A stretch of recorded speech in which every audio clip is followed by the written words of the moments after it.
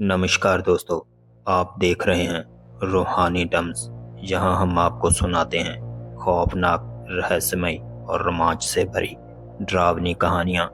आज हम आपको एक ऐसी कहानी सुनाने जा रहे हैं जो आपको सिहरन से भर देगी। ये कहानी सिर्फ एक भूतिया घटना नहीं, बल्कि एक प्राचीन श्राप से जुड़ी हुई है जो सदियों से लोगों को डराता आ रहा है। आज की कहानी हमें ले जाएगी दक्षिण भारत के एक वीरान जंगल में, जहां एक पुराना महल स्थित है। इस महल की दीवारों पर ऐतिहासिक कहानियां खुदी हुई हैं, लेकिन इसके भीतर छिपा है एक भयानक रहस्य, यक्षिणी का श्राप। ये वही श्राप है जिसने कई लोगों की जान ले ली और जो अब भी इस महल में जिंदा है। कहा जाता है जिसने भी इस महल में कदम रखा वो कभी वापस नहीं लौटा। लेकिन क्या ये सच है? क्या वाकई इस महल में कोई अदृश्य शक्ति मौजूद है? आइए जानते हैं इस रहस्यमयी कहानी को। लेकिन सावधान रहें, हो सकता है कि कोई आपको भी देख रहा हो। रवि एक फोटोग्राफर था जिसे रहस्यमयी और वीरान जगहों की तस्वीरें लेने का शौक था। एक दिन उसे एक पुराने महल की जानकारी मिली जो दक्षिण भारत के एक घने जंगल में स्थित था।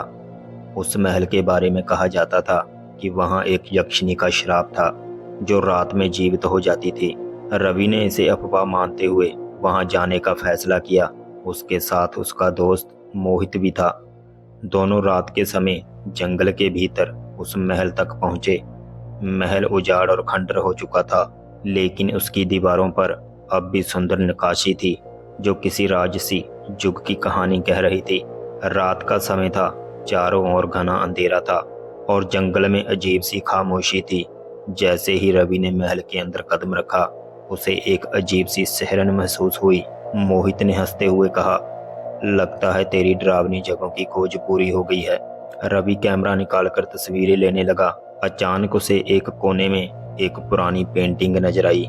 ये किसी सुंदर स्त्री की तस्वीर थी जिसकी आंखें इतनी चमकदार थी कि ऐसा लग रहा था मानो वो उसे ही घूर रही हो। नीचे संस्कृत में कुछ लिखा हुआ था, जो भी इस महल में रात बिताएगा वो जीवित नहीं बचेगा। रवि ने उसे नजरअंदाज किया और आगे बढ़ गया।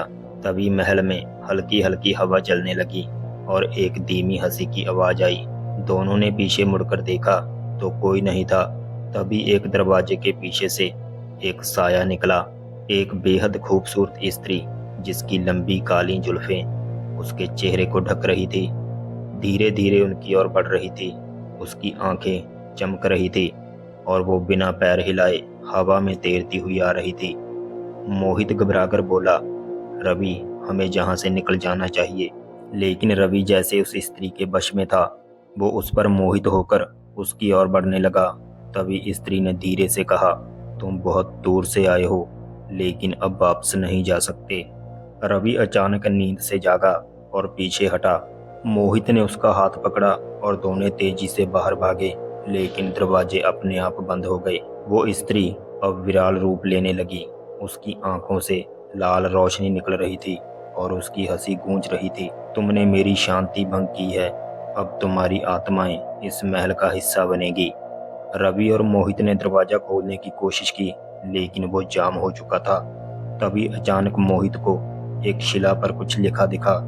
अगर कोई यहाँ से बचना चाहता है तो उसे देवी दुर्गा का नाम लेना होगा। मोहित ने जोर से जय माता की बोला। तभी एक तेज रोशनी चमकी और वो स्त्री भयंकर चीख के साथ गायब हो गई। दरवाजा अपने आप खुल गया और दोनों जंगल की ओर भागे। जब वो गांव पहुंचे तो एक वृद्ध पुजारी ने बताया कि ये यक्षिणी एक राजकुमारी थी जिसे काले जादू से श्राप दिया गया था। हर रात वो आत्माओं की तलाश में निकलती है।